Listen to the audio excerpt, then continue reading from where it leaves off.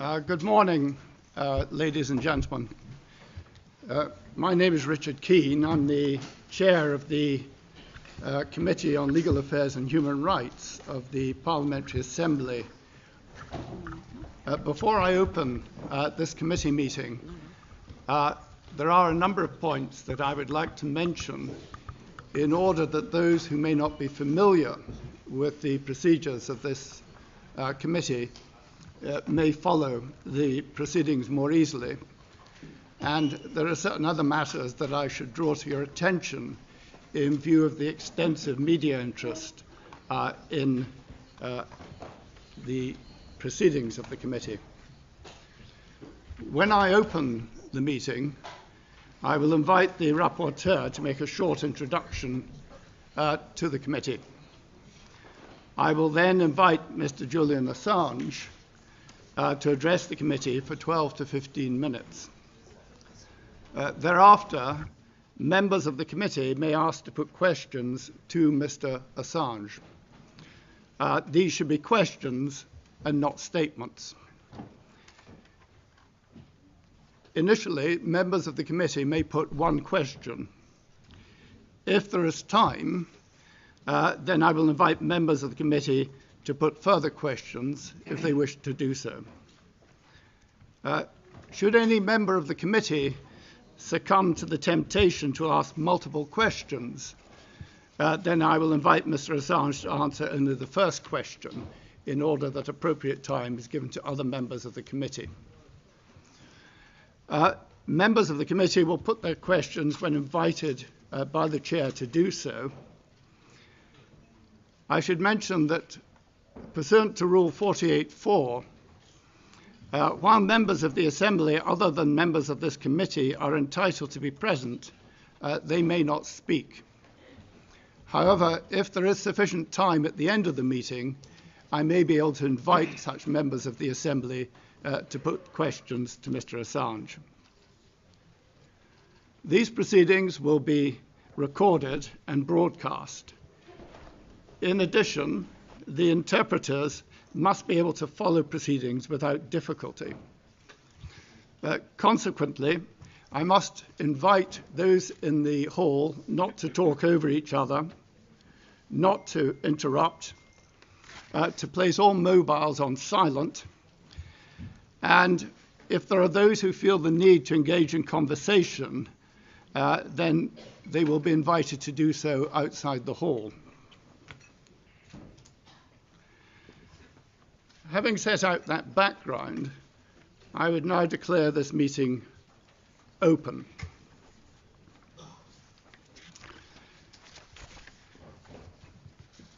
As you can see from the agenda of this meeting, it is devoted to an exchange of views with Julian Assange.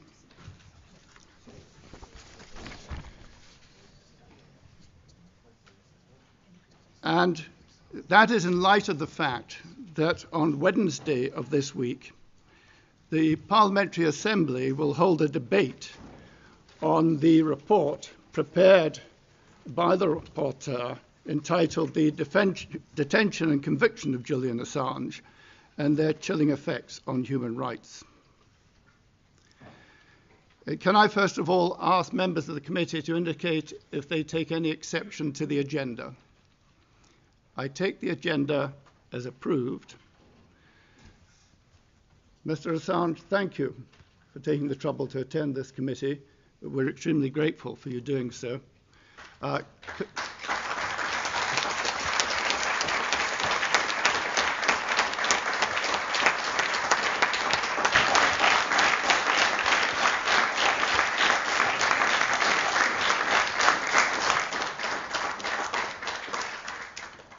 We look forward to an informative exchange of views. Could I then begin by inviting the rapporteur to make a brief introduction? Thank you, Sunna. Thank you, Chair. Dear colleagues, ladies and gentlemen. Dear Julian and Stella Assange and Kristin. I last met Julian Assange in May when I visited him in Belmarsh prison during my fact-finding visit to London. Today, I consider it a privilege to say welcome. Julian, to the Parliamentary Assembly of the Council of Europe. I am very grateful that you were able to travel all the way from Australia to appear before the Committee on Legal Affairs and Human Rights to discuss our report on the chilling effects that your detention and eventual conviction has had on media freedom worldwide. Over the years, WikiLeaks has published and revealed gruesome instances of war crimes, enforced disappearances, torture, corruption, abductions, and scores of different forms of human rights violations. Julian Assange did what investigative journalists routinely do. He elicited confidential information from a source and published it. Sadly, instead of prosecuting the perpetrators of the crimes so disclosed, the United States decided to prosecute the whistleblower and the publisher. Instead of convicting war criminals, they convicted the whistleblower and the journalist. We must address this injustice and learn from it so that it may never happen again. I do not have a lot of time allotted to me today. That day comes tomorrow, when I present my report to the Assembly. For now, I look forward to hearing your views, dear Julian, on the subject matter at hand, and I thank you very much. Thank you, Sunna. Mr. Assange, could I please invite you to address the committee and to take, let us say, 12 to 15 minutes. But if you indicate that you wish more time, please just do so.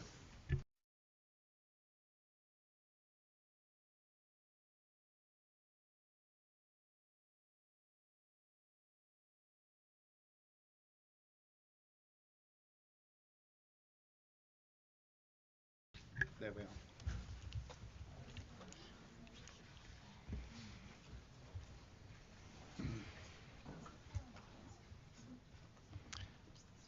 Mr. Chairman,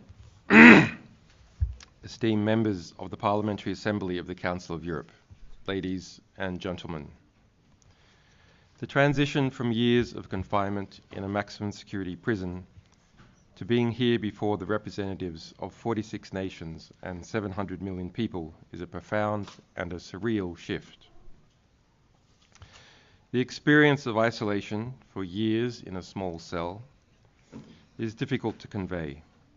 It strips away one's sense of self, leaving only the raw essence of existence.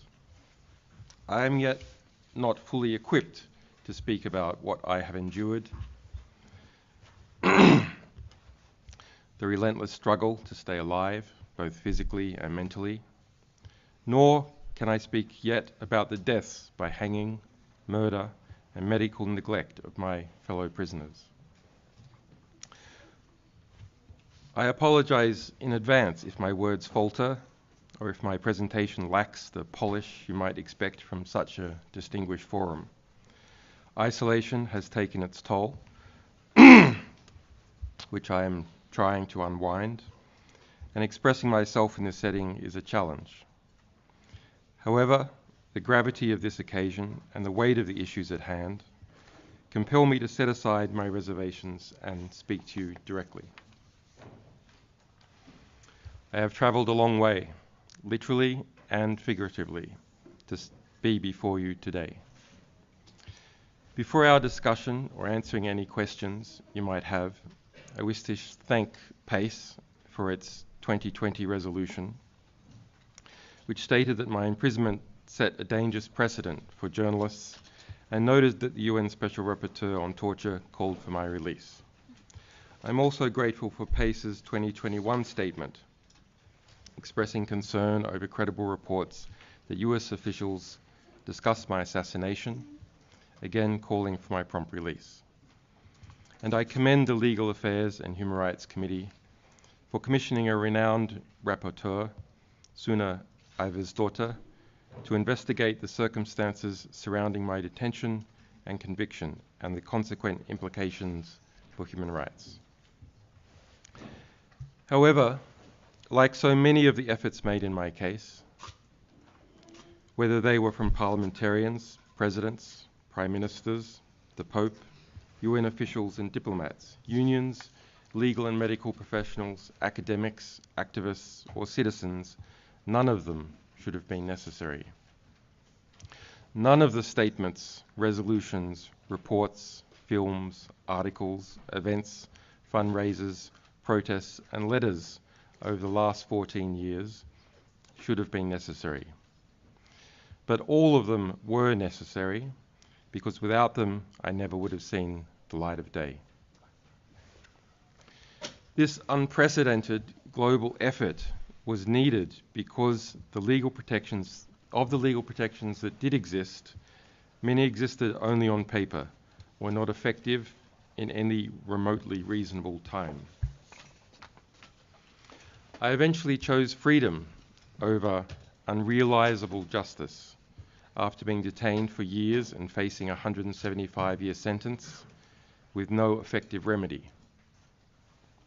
Justice, for me, is now precluded as the US government insisted in writing into its plea agreement that I cannot file a case at the European Court of Human Rights or even a Freedom of Information Act request over what it did to me as a result of its extradition request. I want to be totally clear. I am not free today because the system worked.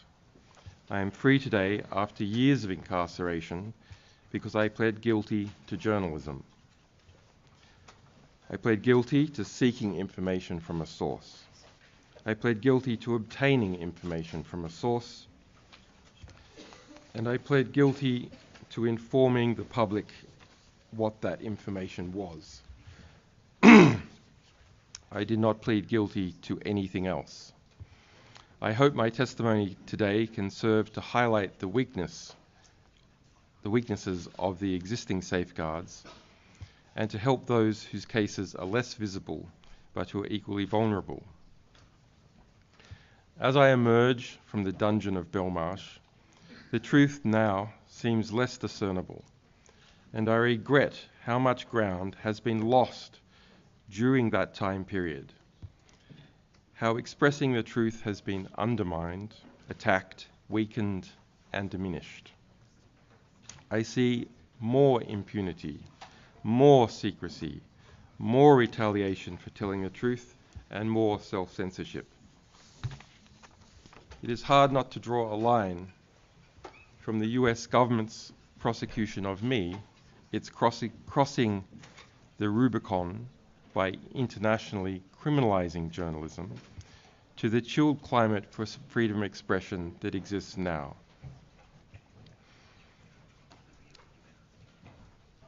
When I founded WikiLeaks, it was driven by a simple dream: to educate people about how the world works so that, through understanding, we might bring about something better.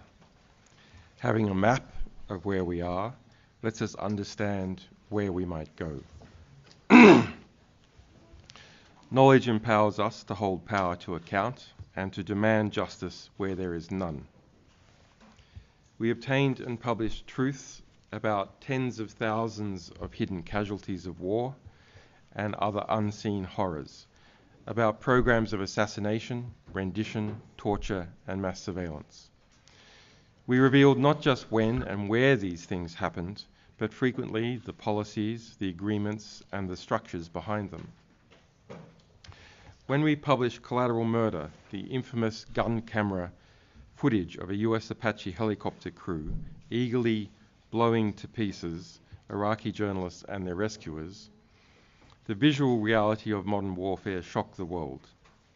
But we also used interest in this video to direct people to the classified policies for when the US military could deploy lethal force in Iraq, how many civilians could be killed before gaining higher approval. In fact, 40 years of my potential 175-year sentence was for obtaining and releasing those policies.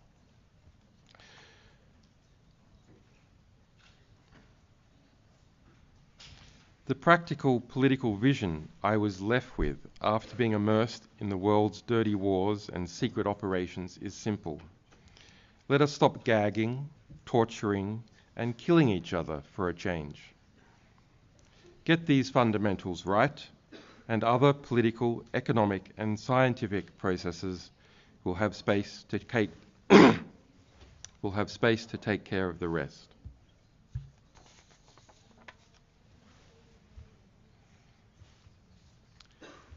WikiLeaks' work was deeply rooted in the principles that this assembly stands for. Our journalism elevated freedom of information and the public's right to know. It found its natural operational home in Europe. I lived in Paris, and we had formal corporate registrations in France and in Iceland. Our journalistic and technical staff were spread throughout Europe. We published to the world from servers based in France, in Germany, and in Norway.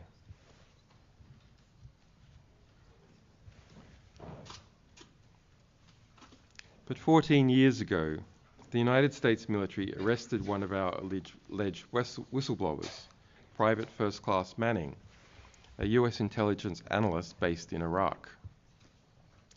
The US government concurrently launched an investigation against me and my colleagues.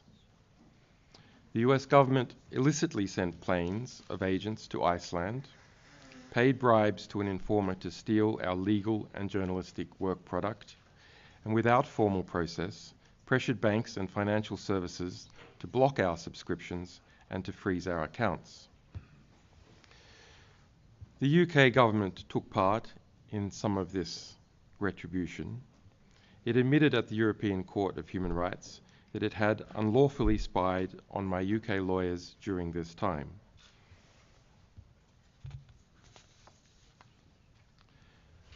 Ultimately, this harassment was legally groundless. President Obama's Justice Department chose not to indict me, recognizing that no crime had been committed. The United States had never before prosecuted a publisher for publishing or obtaining government information. To do so would require a radical and ominous reinterpretation of the US Constitution. In January 2017, Obama also commuted the sentence of Manning, who had been convicted of being one of my sources. However, in February 2017, the landscape changed dramatically. President Trump had been elected. He appointed two wolves in MAGA hats, Mike Pompeo, a Kansas congressman and former arms industry executive, as CIA director, and William Barr, a former CIA officer, as US Attorney General. By March 2017, WikiLeaks had exposed the CIA's infiltration of French political parties, its spying on French and German leaders, its spying on the European Central Bank, European economics ministries, and its standing orders to spy on French industry as a whole. We revealed the CIA's vast production of malware and viruses, its subversion of supply chains, its subversion of antivirus software, cars, smart TVs, and iPhones. CIA Director Pompeo launched a campaign of retribution. It is now a matter of public record that under Pompeo's explicit direction, the CIA drew up plans to kidnap and to assassinate me within the Ecuadorian embassy in London, and authorized going after my European colleagues, subjecting us to theft, hacking attacks, and the planting of false information. My wife and my infant son were also targeted. A CIA asset was permanently assigned to track my wife, and instructions were given to obtain DNA from my 6-month-old son's nappy. This is the testimony of more than 30 current and former US intelligence officials speaking to the US press, which has been additionally corroborated by records seized in a prosecution brought against some of the CIA agents involved. The CIA's targeting of myself, my family, and my associates through aggressive extrajudicial and extraterritorial means provides a rare insight into how powerful intelligence organizations engage in transnational repression. Such repressions are not unique. What is unique is that we know so much about this one due to numerous whistleblowers and to judicial investigations in Spain.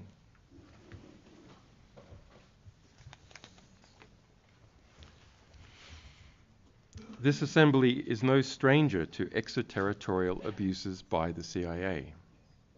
Pace's groundbreaking report on CIA renditions in Europe exposed how the CIA operated secret detention centers and conducted unlawful renditions on European soil, violating human rights and international law. In February this year, the alleged source of some of our CIA revelations, former CIA officer Joshua Schulte, was sentenced to 40 years in prison under conditions of extreme isolation.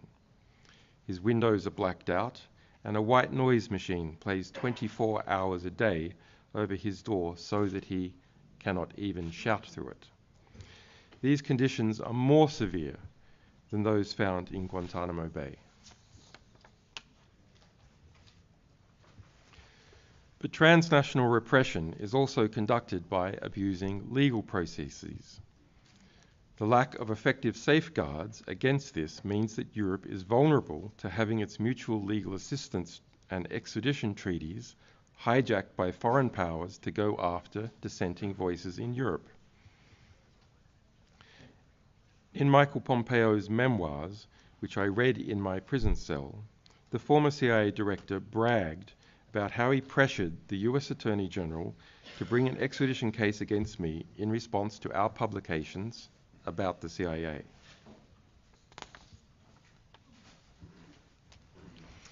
Indeed, acceding to Pompeo's requests, the US Attorney General reopened the investigation against me that Obama had closed and rearrested Manning, this time as a witness. Manning was held in a prison for over a year, fined $1,000 a day, in a formal attempt to coerce her into providing secret testimony against me. She ended up attempting to take her own life.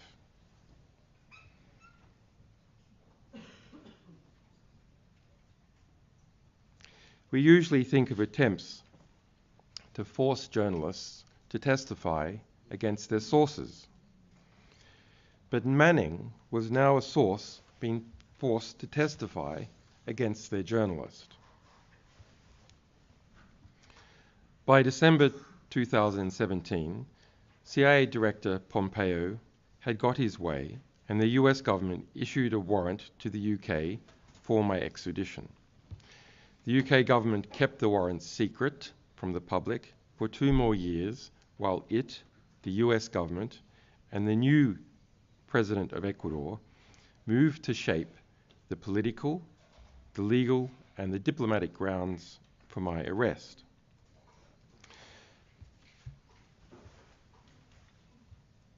When powerful nations feel entitled to target individuals beyond their borders, those individuals do not stand a chance unless there are strong safeguards in place and a state willing to enforce them. Without this, no individual has a hope of defending themselves against the vast resources that a state aggressor can deploy.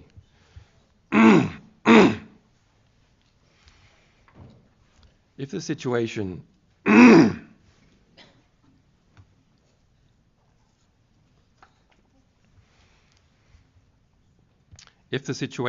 were not already bad enough in my case, the US government asserted a dangerous new global legal position. Only US citizens have free speech rights. Europeans and other nationalities do not have free speech rights. But the US claims its Espionage Act still applies to them regardless of where they are. So Europeans in Europe must obey US secrecy law with no defenses at all as far as the US government is concerned. An American in Paris can talk about what the US government is up to, perhaps. But for a Frenchman in Paris, to do so is a crime with no defence, and he may be extradited just like me.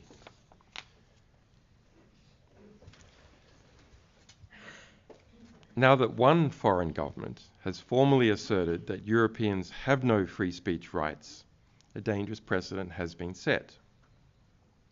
Other powerful states will inevitably follow suit. The war in Ukraine has already seen the criminalization of journalists in Russia.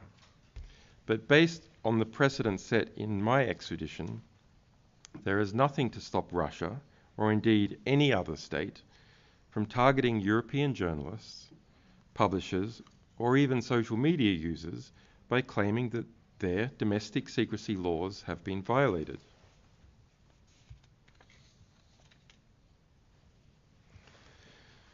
The rights of journalists and publishers within the European space are seriously threatened. Transnational repression cannot become the norm here. As one of the world's two great norm-setting institutions, PACE must act. The criminalization of news-gathering activities is a threat to investigative journalism everywhere. I was formally convicted by a foreign power for asking for, receiving, and publishing truthful information about that power while I was in Europe. The fundamental issue is simple. Journalists should not be prosecuted for doing their jobs.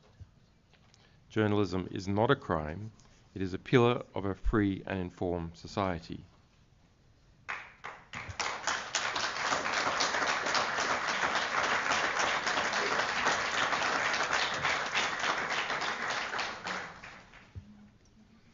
Mr. Chairman, distinguished delegates, if Europe is to have a future where the freedom to speak and the freedom to publish the truth are not privileges enjoyed by a few, but rights guaranteed to all, then it must act so that what has happened in my case never happens to anyone else.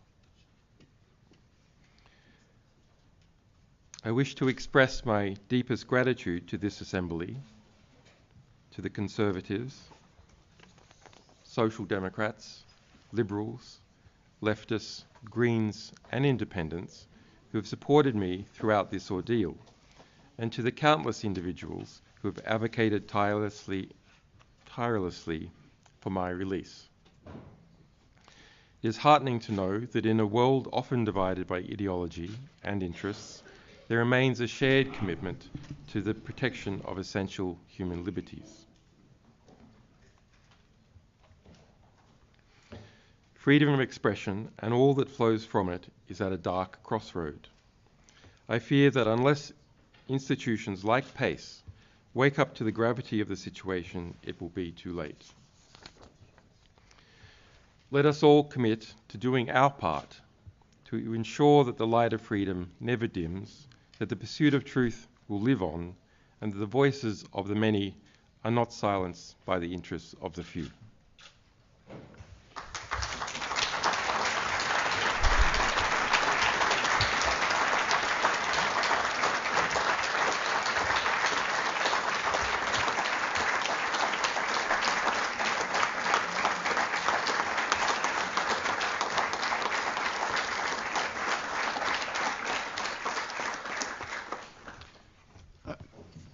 Thank you, Mr. Assange, for that contribution to our proceedings. I will now open the floor to members of the committee. I would remind everyone that questions can only be raised by members of the Committee of Legal Affairs and Human Rights. As I indicated before we began, I will allow one question from each member and give the floor back to Mr. Assange to reply to each of the questions. Mr. Assange, we're not entirely familiar with the plea that you were made to enter into. And if there are questions asked which you feel it would not be appropriate to answer, please don't hesitate to indicate, and that will be understood. Could I call upon Ms. Baer to ask a question? Thank you. Yeah, thank you very much. for being with us, for sharing your testimony. As far as I understood, neither UK courts nor the European Court of Human Rights got any final decision in your case. On the one hand, I would like very personally to know how this feels for you, and on the other case, I would like to know whether you have any suggestions systematically, legally, how cases like yours could really be settled in a legal system that works correctly and properly.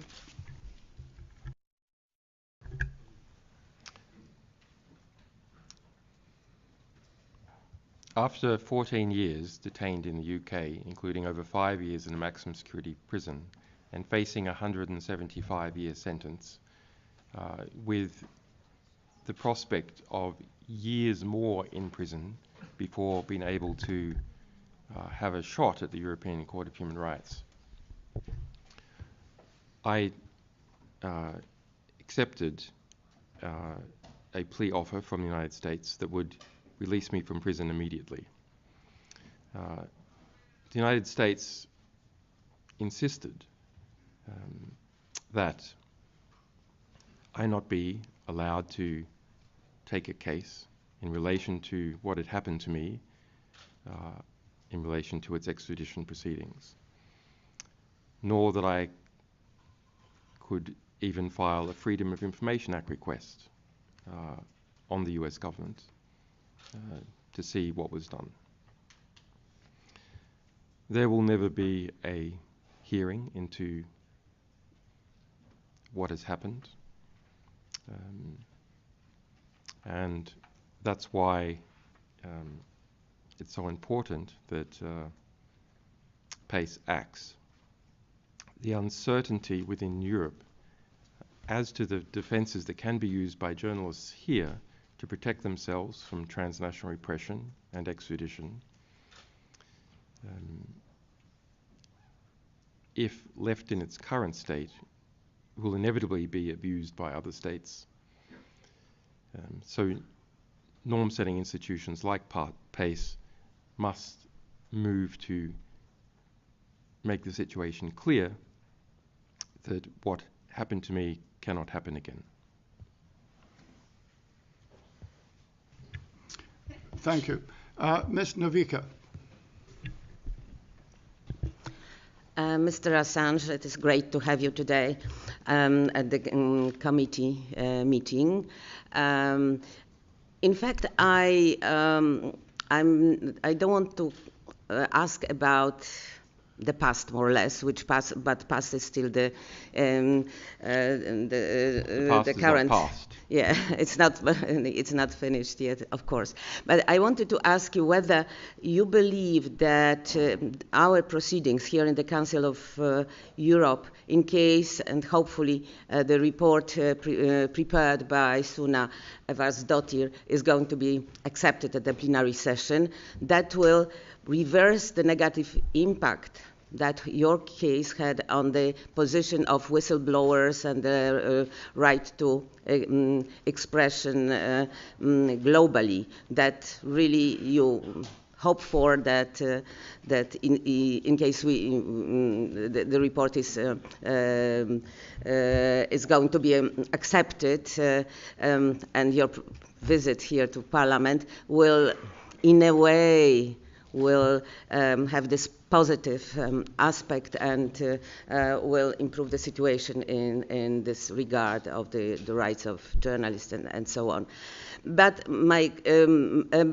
but also I would like to add how you visualize your life now after your case. I'm not asking very much about your private plans, but in general, what do you think, what you are planning to do, basically? Thank you. Well, I think that I am here because I believe it is an essential first step for PACE to act, to get the ball rolling, to address the problems of transnational repression, and also to make it clear that national security journalism is possible within European borders. As for my readaptation to the big wide world outside of house arrest, an embassy siege, and maximum security prison, it sure takes some adjustment. It's not simply the spooky sound of electric cars. They are very spooky. But it is also the change in the society. Where we once produced where we once released important war crimes videos that stirred public debate. Now, every day, there are live stream horrors from the wars in Ukraine and the war in Gaza. Hundreds of journalists have been killed in Gaza and Ukraine combined. The impunity seems to mount, and it is still uncertain what we can do about it. My readaptation to the world, of course, includes some positive but still tricky things. Becoming a father again to children who have grown up without me. Becoming a husband again. Even dealing with a mother-in-law. These are trying family issues. No, she's a very lovely woman. I like her very much.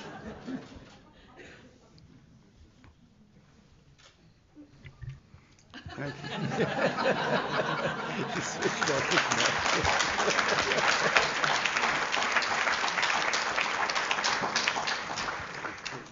you. Thank you, Mrs. Assange. Could I call upon Mr. Kleinwacher, please? Yes, thank you, Mr. President. Back to a sadder issue. How well, in your experience, does political asylum really work in today's world?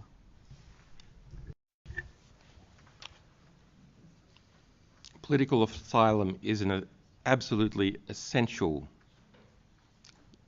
relief valve for human rights abuses within states. That people can leave a state that is persecuting them not only saves individual lives, it provides a mechanism where journalists can continue to report on their societies after they have been hounded out. Ultimately, the threat of people leaving a state is what, in the final analysis, controls its behavior. We have seen examples in history of states that made it difficult or impossible for people to leave. And we can see how the situation for people living there collapsed. There must be competition between states to be good places for people to live and to work.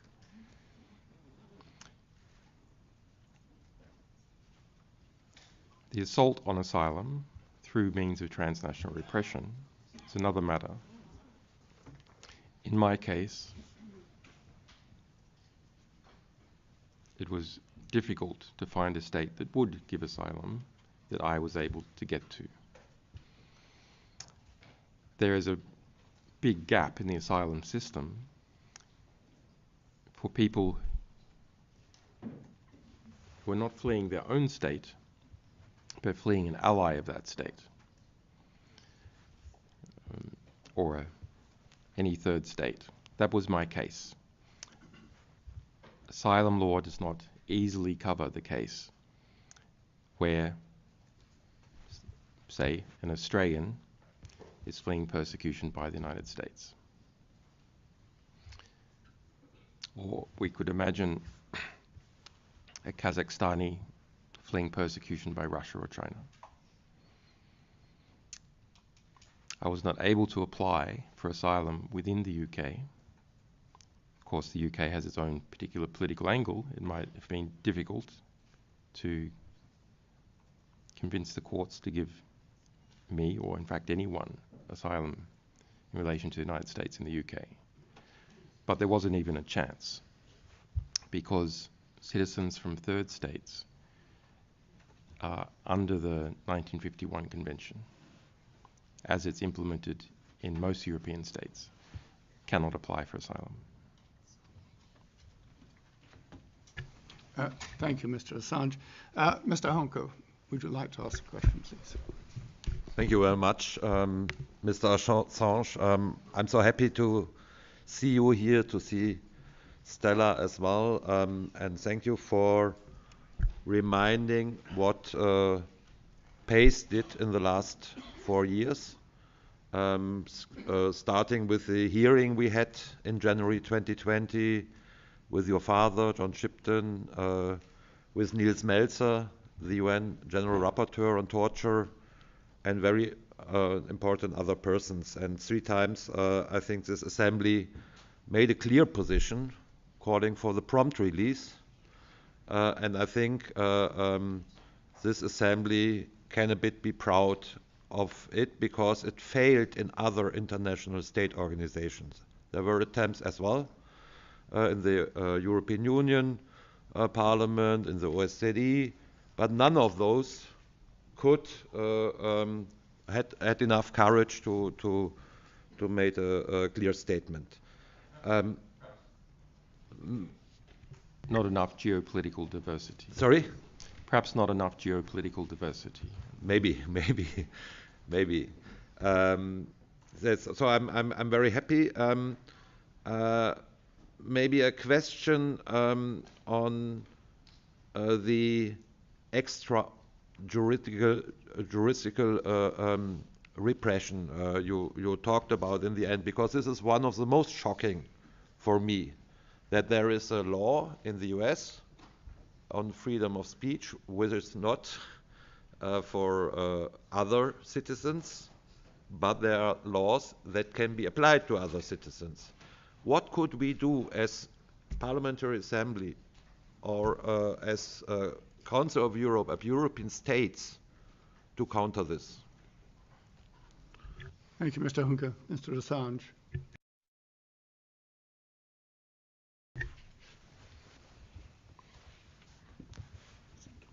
In the final UK High Court case, which I won and the US appealed against,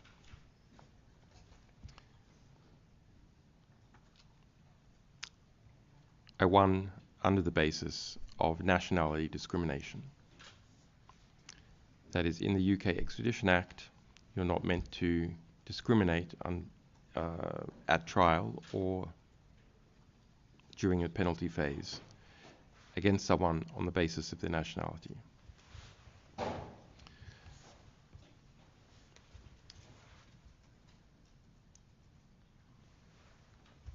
The US tried different tricks to get around that in the UK system, and it was uncertain whether I or the United States would ultimately prevail.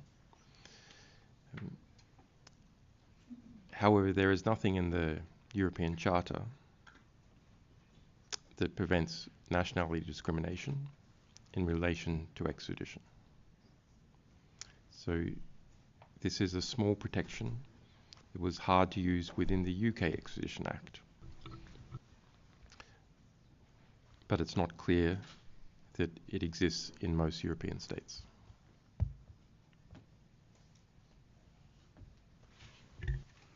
Thank you. Ms. Mikkonen. Thank you, Mr. Chair, and thank you, Mr. Assange, that you are here.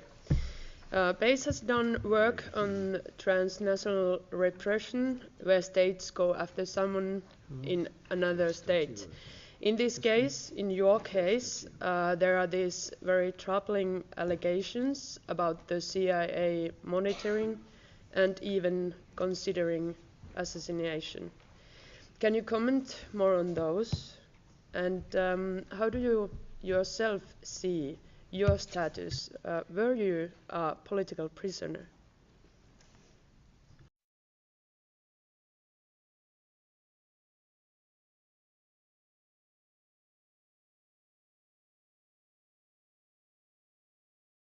The first part of your question was about the CIA. The second part was about, do I see myself as a political prisoner? Answering the first one first, yes, I was a political prisoner. The political basis for the US government's retributive acts against me was in relation to publishing the truth about what the US government had done. Then in a formal legal sense, once the US proceeded with its legal retribution, it used the Espionage Act, a classic political offense. In relation to the CIA's campaign of transnational repression against WikiLeaks, we felt that something was going on at the time. There were many small signs that came together,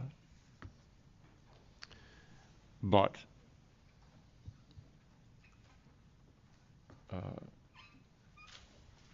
having an ominous feeling and some subtly put tips from a whistleblower in one of the security contractors that the CIA had contracted didn't give me the full and disturbing picture which later emerged. It is an interesting example where an intelligence organization has targeted an investigative organization, WikiLeaks.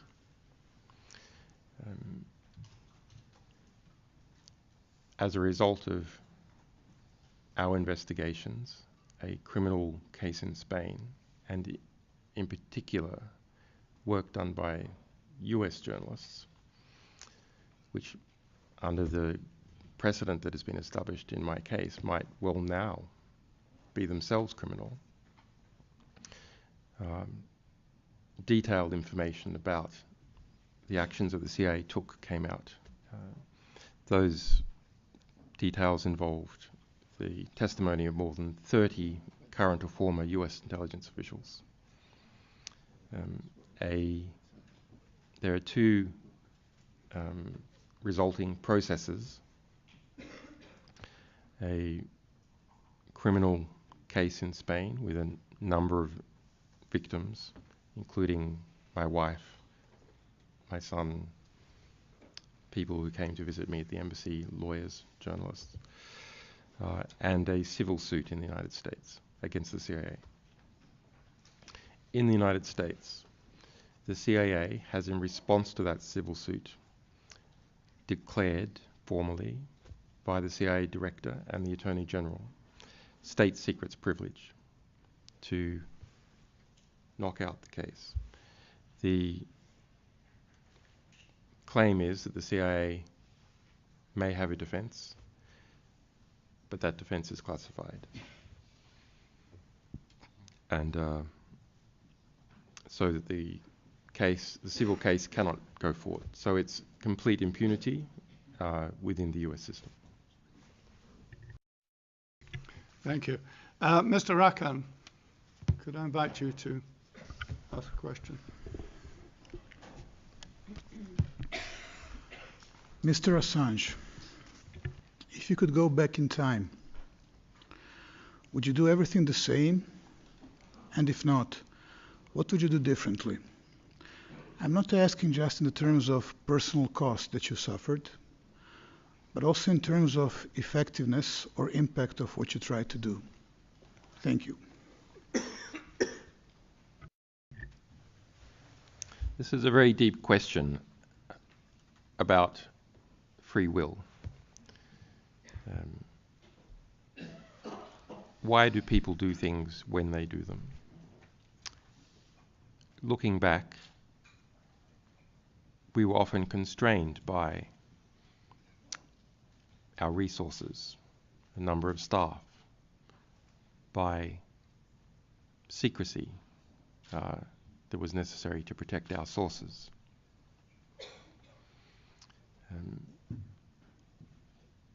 If I could go back and have a lot of extra resources, of course, political approaches, media approaches could have maximized even further the impact of the revelations that we made.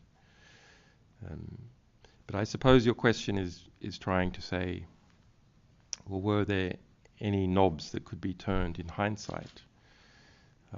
Of course, thousands of small things. I was not from the United Kingdom. I had a good friend in the United Kingdom, Gavin McFadden, who was an American journalist, a very good man.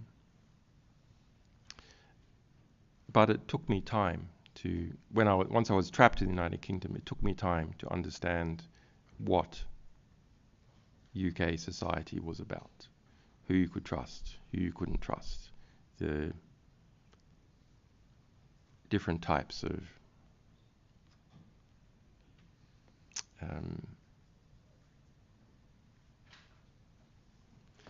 maneuvers that are made in that society. And there are different media partners that perhaps we could have chosen differently. Thank you. Mr. Chope, could I invite you to address the question? You were the subject of a European arrest warrant issued by Sweden. To what extent do you think that European arrest warrants are being used as tools of repression?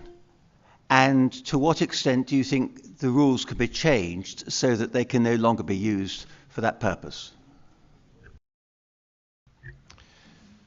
The European arrest warrant system was introduced post-September 11 with the political rationale that it would be used for the fast transfer of Muslim terrorists between European states.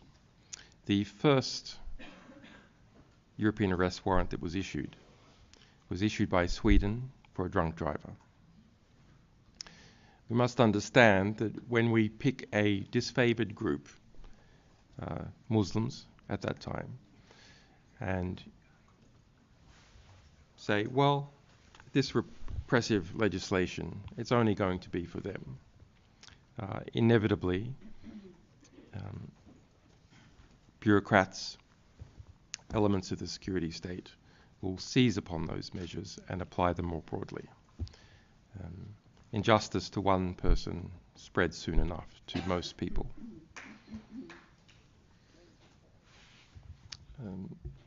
I don't know the statistics on how often arrest warrants are abused.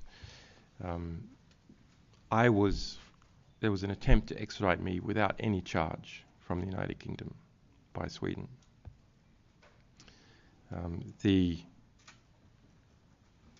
UK government subsequently changed the law to prevent extradition without charge. But in its amendment to the extradition legislation, it included a rider to make sure that it didn't apply to me.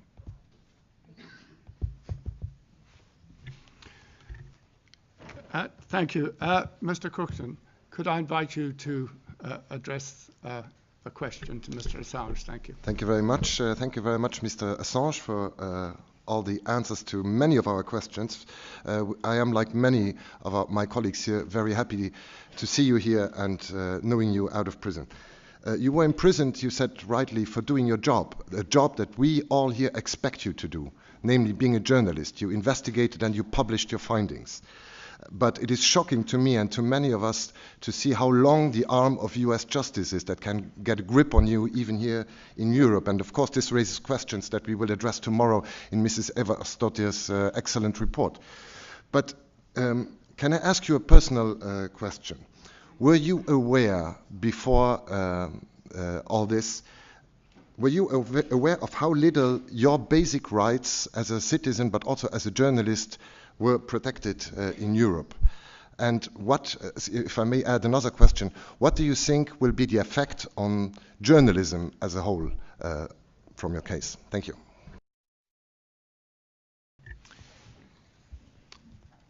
We performed a legal analysis to understand what the abilities and limitations were within Europe for publishing documents from a number of different countries, including the United States.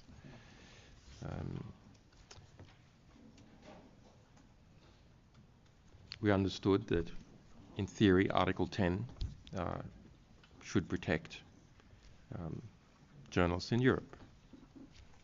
Similarly, looking at the US First Amendment to its constitution, that no publisher had ever been prosecuted for publishing classified information from the United States, either domestically or internationally.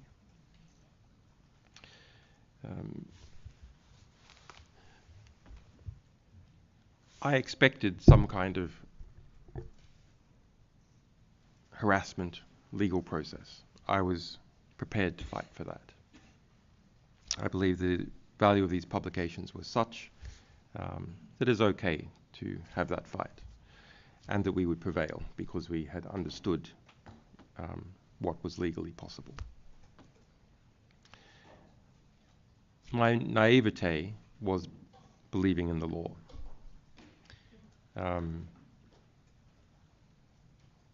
When push comes to shove, laws are just pieces of paper, and they can be reinterpreted for political expediency.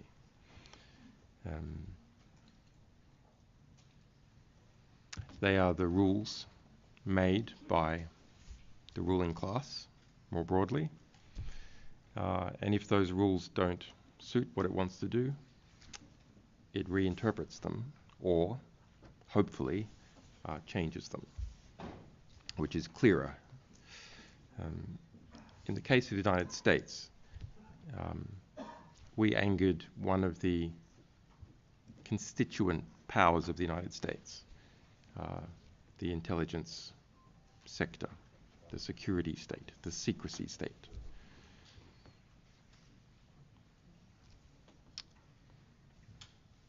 It was powerful enough to push for a reinterpretation of the US Constitution. The US First Amendment seems pretty black and white to me. It's very short. It says that Congress shall make no law restricting speech or the press.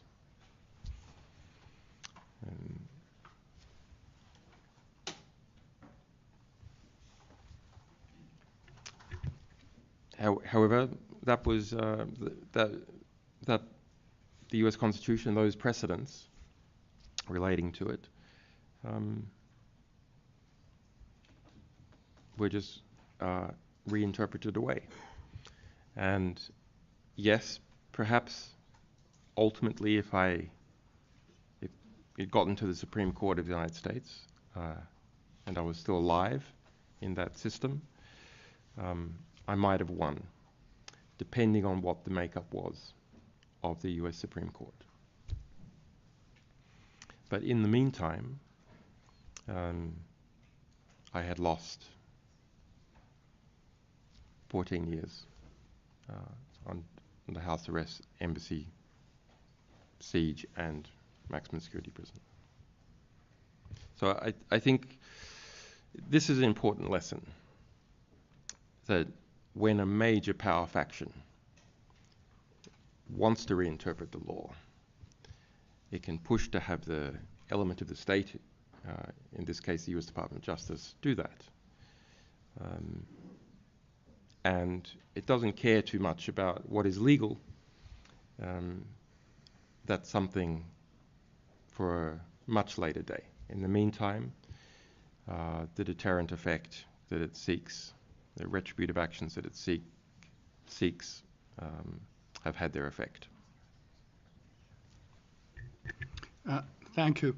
Mr. Lee, could I invite you to put a question to Mr. Assange? Thank you. Obviously, there's very considerable sympathy for your plight in this room. I'd like to ask you about the position of the UK government about the allegation that you were effectively a political prisoner. But presumably, your first difficulty with the European arrest warrant was not on political grounds with Sweden. I'd like to ask you with your comment on the quality of treatment of the extradition treaties between the UK and the US, and whether the UK is in fact bound by them, and whether we have very little freedom of manoeuvre. And I'd like to ask you about your treatment at Belmarsh prison. There's an allegation of torture which is very serious. Nobody denies that Belmarsh is an extremely unpleasant place, but I'd like to know a bit more about the evidence for that.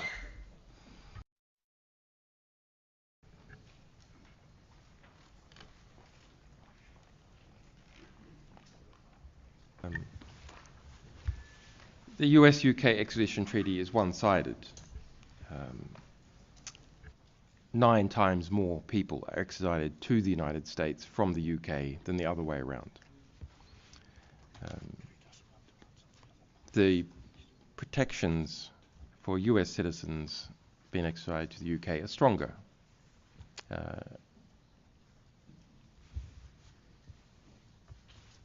There is no need to show a prima facie case or reasonable suspicion even when the United States seeks to extradite from the UK. It's an allegation extradition system. The allegation is alleged. You do not even have a chance to argue that it is not true. All the arguments are based simply upon, is it the right person? Does it breach human rights? That's it. That said, I do not think in any way that UK judges are compelled to extradite most people, and particularly journalists, to the United States. Some judges in the UK found in my favour at different stages in that process. Other judges did not. But all judges, whether they were finding in my favour or not in the United Kingdom, showed extraordinary deference to the United States, engaged in astonishing intellectual backflips to allow the United States to have its way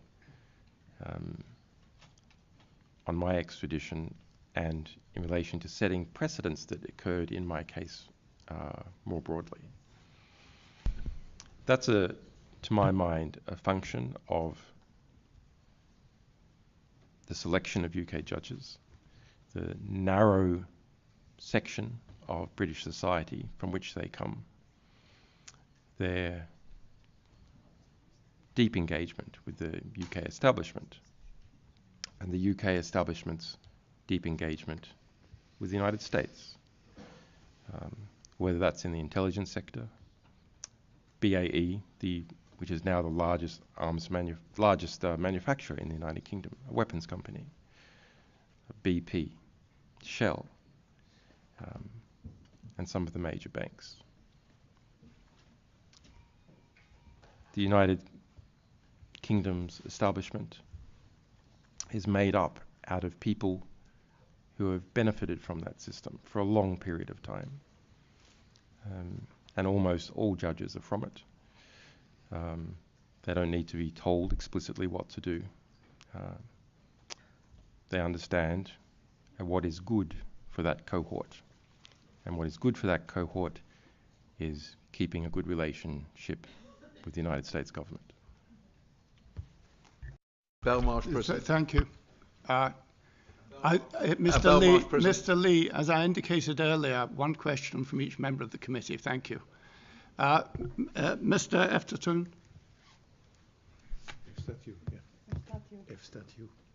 Efterton, I apologize. I'm very glad and very happy seeing you free man, Mr. Assange. That was Constantine. And I think that one of the major lessons learned from your experience and the treatment you had is that the misuse of a legal process, the arbitrary application of a legislation may render it a mean or a tool of repression or an incitation to silence. Can I have your comments on that, please?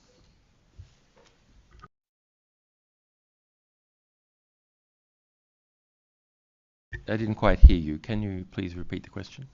And raise your hand. I can't see you. Yeah. I mean, what comes out from your experience and the treatment you received is that the misuse, the arbitrary misuse or manipulation of a legal process can or may render the application of a legislation or the legal process a tool, a mean of repression and incitation to silence instead of a uniform application of law in a rule of law society. Can I have your comments on that?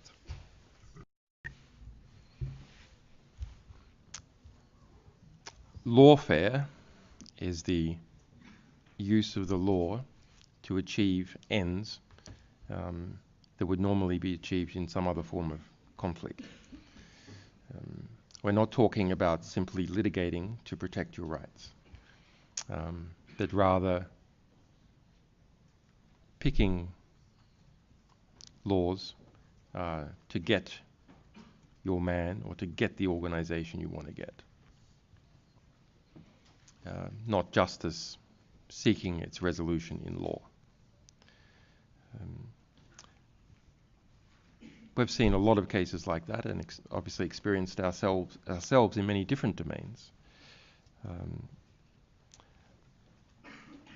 I'm not sure precisely what can be done about it. There is a anti-SLAPP movement in Europe, which I commend. SLAPP is strategic lawsuits against public participation. There is good legislation in California to deal with SLAPP suits and to reverse liabilities at an early stage and to make abusive lawsuits more expensive to conduct. But I think we should understand a bigger picture, which is that whenever we make a law, we create a tool that self-interested bureaucrats, companies, and the worst elements of the security state will use and will expand the interpretation in order to achieve control over others. And that's why law reforms are constantly needed, because laws are abused and expanded. And so it needs constant vigilance, but also great care in making laws in the first place, because they will be seized upon and abused. Thank you. Mr. Bosic, could I invite you to address a question to Mr. Assange? Thank you. Thank you, Chair. Mr. Assange, your appearance here is very important for the case you are symbolizing, but it is also very important for the Council of Europe to show itself as the independent institution and institution that promotes really human rights and the cause you represent. I wonder how do you assess support you got from the newspapers, journalists, associations, journalist associations, and how does that, what's the message about the freedom of press in your case? The support from other publications, journalist unions, freedom of expression organizations was different at different stages. Those who saw the threat to everyone else and understood the case first were the lawyers involved in major publications, like lawyers for the New York Times. Freedom of expression NGOs were the next to see the threat. Of the larger media organizations, unfortunately, many of them went with their political or geopolitical alignment.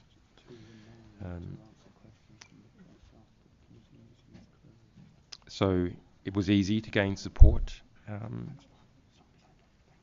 from media organizations in neutral states, and obviously states hostile to the United States. Allies of the United States took longer. Media organizations within the United States, the journalists there, not the lawyers, but the journalists, took longer still.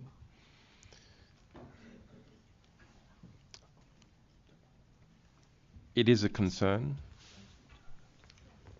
and I can see a similar phenomenon happening with the journalists being killed in Gaza and Ukraine. That the political and geopolitical alignment of media organizations causes them to not cover those victims or cover only certain victims. This is a breach of journalistic solidarity. We all need to stick together to hold the line. A journalist censored anywhere spreads censorship, which can then affect us all. Similarly, journalists being killed or targeted by intelligence agencies need our firm commitment in writing or in broadcast. Sometimes there's a debate about whether someone is a journalist or an activist. I understand that debate. I've tried in my work to be rigorously accurate. I believe accuracy is everything. Primary sources are everything. But there is one area where I am an activist and all journalists must be an activist. Journalists must be activists for the truth.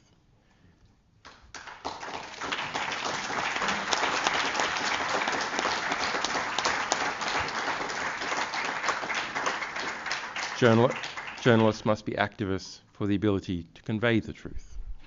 And that means standing up for each other and making no apologies about it. Thank you. Now, could I invite any other member of the Parliamentary Assembly who is not a member of the committee to indicate if they wish to ask a question? And I can see two hands in the air. Could I invite you, first of all, to give your name and then to ask your question of Mr. Assange? Thank you. Thank you, Chair. My name is Andy Cristea. I'm a Romanian MP, and I'm also the General Rapporteur for Science and Technology of this House. I'm also the Rapporteur on the so-called metaverse. And Mr. Assange, I would like to ask you, how do you see these new technologies connected to what you have presented so far? Thank you.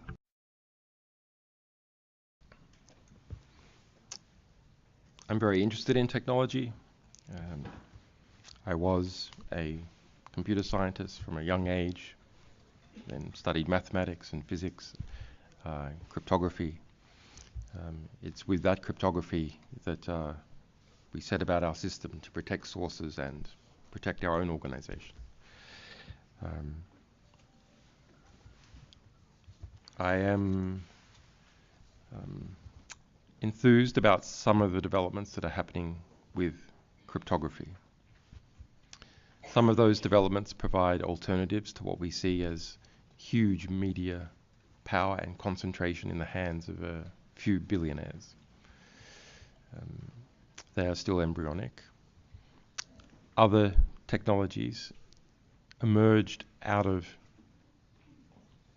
the campaign against mass surveillance, and the big bang was the Snowden revelations that radicalized engineers and programmers in many places who saw themselves as agents of history, in including algorithms to protect people's privacy, including the communications between journalists and their sources. On the other hand, as I emerge from prison, I see that artificial intelligence is being used to create mass assassinations, where before there was a difference between assassination and warfare. Now the two are conjoined, where many, perhaps the majority of targets in Gaza are bombed as a result of artificial intelligence targeting. The connection between artificial intelligence and surveillance is important. Artificial intelligence needs information to come up with targets or ideas or propaganda.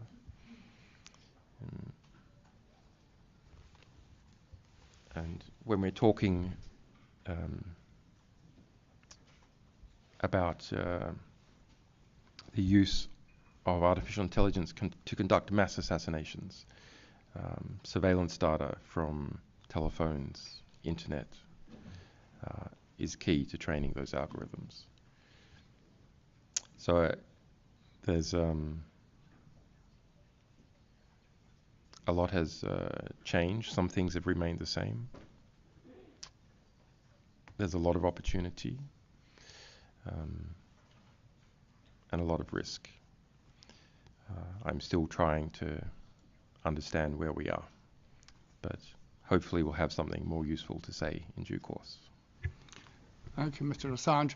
Now, there was an indication from another member of the Assembly. Could you please introduce yourself by name? Thank you. Yes, thank you, Mr. Chair. My name is Sevim Dadilen. I'm from Germany, member of the Foreign Affairs.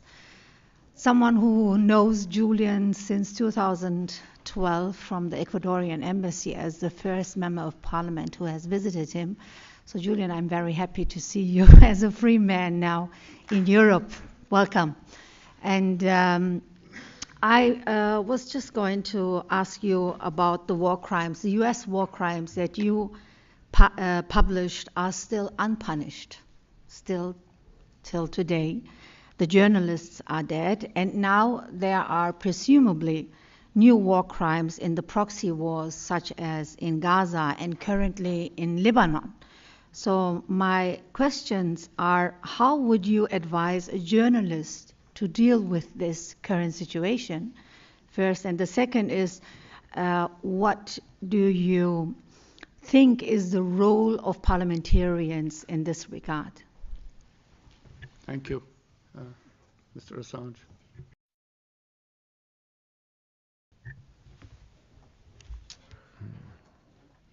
I'm sorry, I'm getting a bit tired, but Kristen, perhaps you want to take the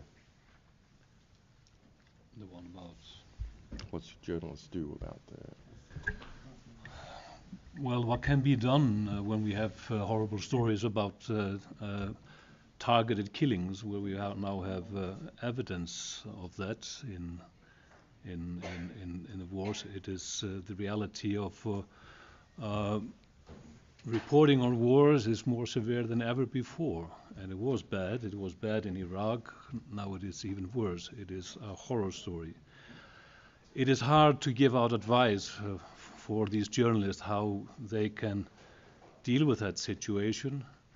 The only thing we can call out, at least, is for an outcry and condemnation that this should be going on, because we need information. We need this information. There are no tools to secure individuals in Gaza that are being followed by drones and are being targeted in mass bombing.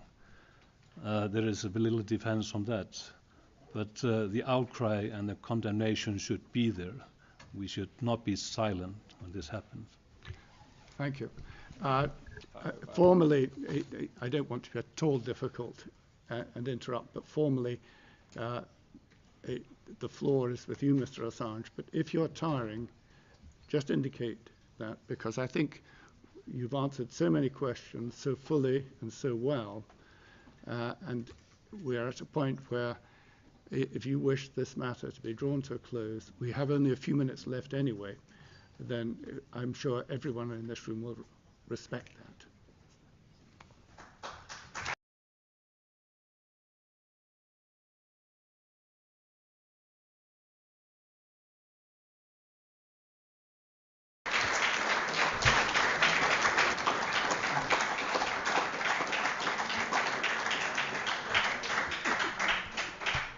Mr. Assange would like to say some final words, and I hope you'll bear with him. Thank you. Just a few final words.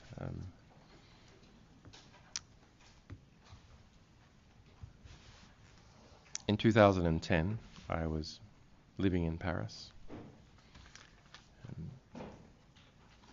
I went to the United Kingdom and never came back until now. It's good to be back. It's good to be amongst people who, as we say in Australia, who give a damn. It's good to be amongst friends. I would just like to thank all the people who have fought for my liberation and who have understood, importantly, that my liberation was coupled to their own liberation.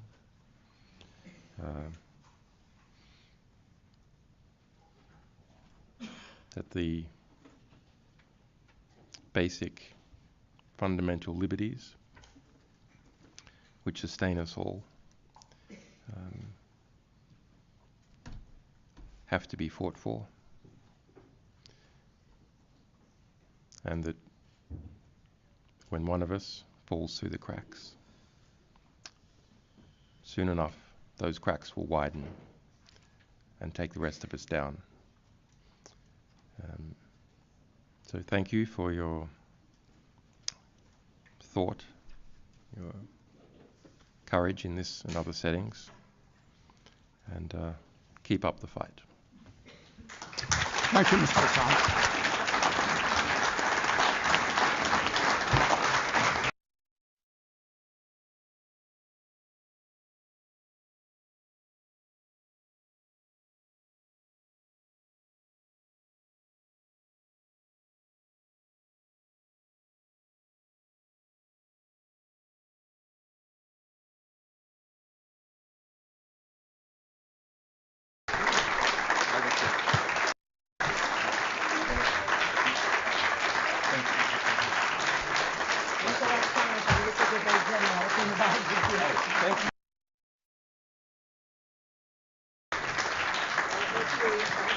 Ladies and gentlemen, I formally bring this committee meeting to a close, and the broadcast will now cease.